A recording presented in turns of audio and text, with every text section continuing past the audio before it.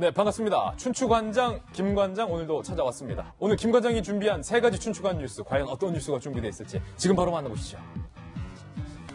네, 첫 번째 춘추관 뉴스입니다. 78.1% 대통령의 지지율이 처음으로 하락을 했습니다. 문재인 정부와의 허니문이 끝난 것 아니냐라는 관측도 나오고 있습니다. 문재인 대통령의 지지율 한번 보시죠.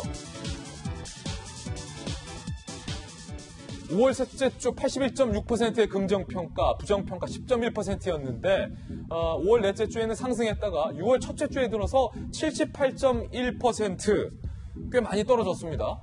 물론 그래도 높습니다. 부정평가도 14.2%로 기존보다는 늘었습니다. 아무래도 연이은 인선 실책, 그리고 여러 후보자들의 의혹, 그리고 아마 이 사드 조사 해프닝이 이후에 실시된 여론조사 결과이기 때문에 이런 것들이 좀 영향을 미치지 않을까라는 생각이 듭니다. 김지 변호사님, 네.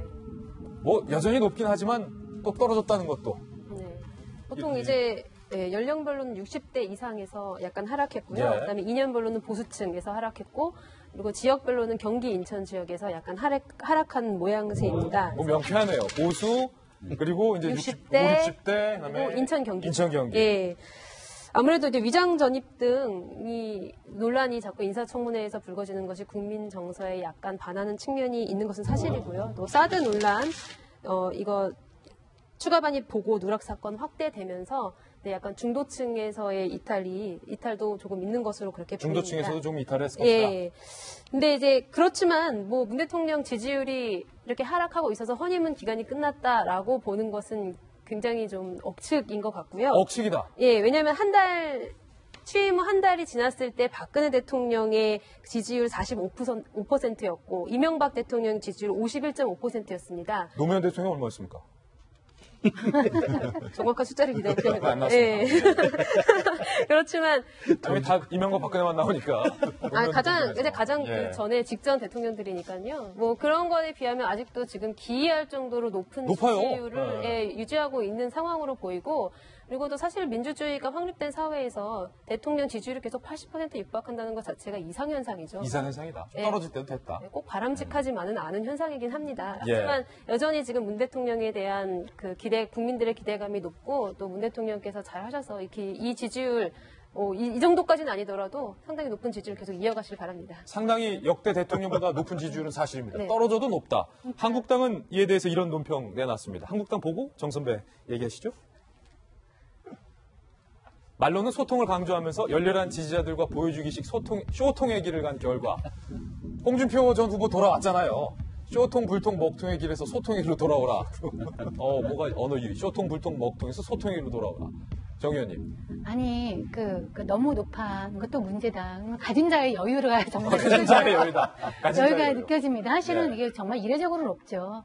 근데 80% 이상 높은 지지율은 사실 문재인 대통령 취임 초기에 소탈한 행보, 권위를 내려놓는 그런 행보, 그거는 꾸민 것도 아닙니다. 몸에서 이제 배어서 자연스럽게 나오는 것이기 때문에 그런 스타일과 이미지에 있어서 높은 점수를 받은 거는 정말 좋고요.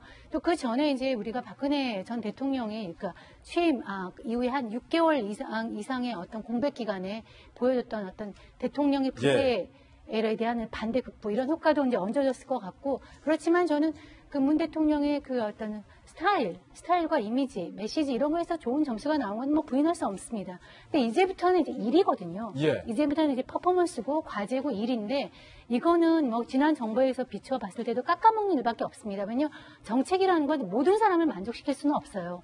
모든 사람을 만족시키는 것은 아무도 만족시키지 않는다는 말도 있지 않습니까? 분명히 어떤 정책을 하게 되면 수혜자가 나오고, 또 그거에 대해서 어떤 손해보는 사람이 나오게 되면 지지율은 이제 갈라설 수밖에 없는데, 그래서 앞으로는 이제 떨어지는 것이 아주 일상적인 것입니다. 일상적인 건데, 그래도 이제 분명한 거는 지금까지 높은 지지율을 또 부담이 될 수도 있어요. 예. 앞으로는 정말 지금 나오는 것처럼 인사라든지 인사 검증에서 사람을 잘못 선택했다든지, 아니면 사드 배치와 관련해서 이 정부의 아마추어적인 어떤 성격이 드러났다든지, 그런 것이 계속 나올 것이기 때문에 앞으로의 지지율이 더 주목해야 될 것이라고 저는. 예, 두 번째 춘추관 뉴스 소개하면서 계속해서 얘기 나눠보겠습니다. 함께 보시죠.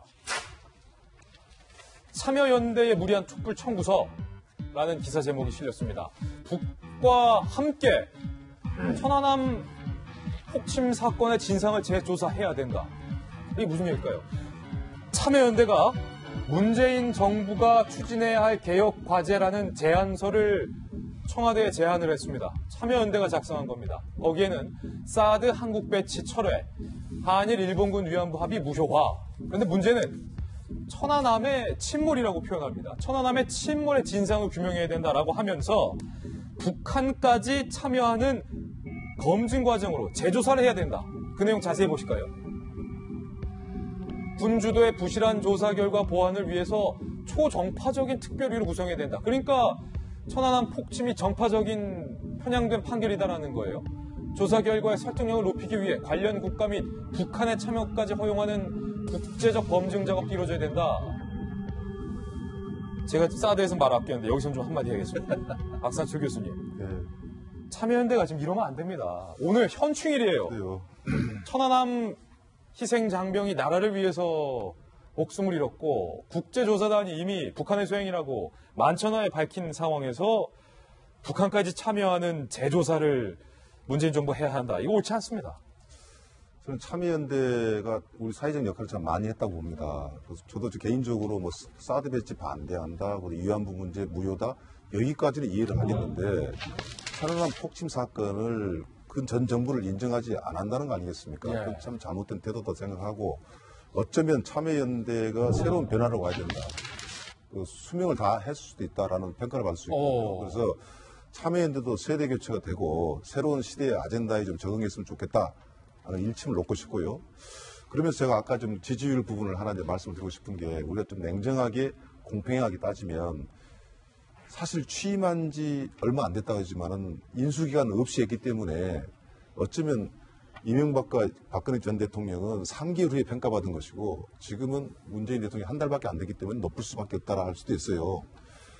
저는 이런 이야기를 하고 싶습니다. 저 지지율이 더 떨어져야 된다. 저 지지율에 도취해가지고 저걸 맞추려다 보면 우리가 농담만 진담만 그냥 하지 않습니까? 비행기 태우지 말라고. 떨어지면 내 등짝만 아프지 않습니까? 떨어지면 등짝만 아프다. 지지율 높은 정책을 맞추려면 무리입니다. 예. 즉 나는 문재인 대통령다운 계획을 해야 된다. 다만 계획을 할 때 정책을 내놓으면 아까 얘기했지만 정책을 하기 시작하면 우리 설거지 하다 보면 그렇게 깨지지 않습니까? 반대파가 나오고 100% 박수 받을 수는 없어요. 그렇다고 해서 무조건 계획만 해서는 안 된다. 즉 문재인 정부가 그나마 지지율이 좀 나는 오래 갈 수 있다고 보는 것 중에 하나가 인사라든가 걸 보면 과거 정부와 틀리 예상과 틀리 통합적인 면이 있거든요. 측근들을 배제하고 이런 모습들. 그래서 정책을 하더라도 계획은 분명히 하되 많은 국민들이 좀 따라와 줄 수 있는 예. 계획. 그래서 지지율이 아주 떨어지라는 뜻이 아니라 적당하게 좀 조정이 돼야 된다. 한 50, 60? 그렇죠. 왜냐하면 지지율이 연연하다 보면 예. 어떻게 보면은 국정이 원래 생각대로 안 갈 수도 있거든요. 그래서 조금은 구조조정할 필요도 있다고 생각하고 아까 참여연대 이야기 다시 돌아가서 예. 천안함 문제요.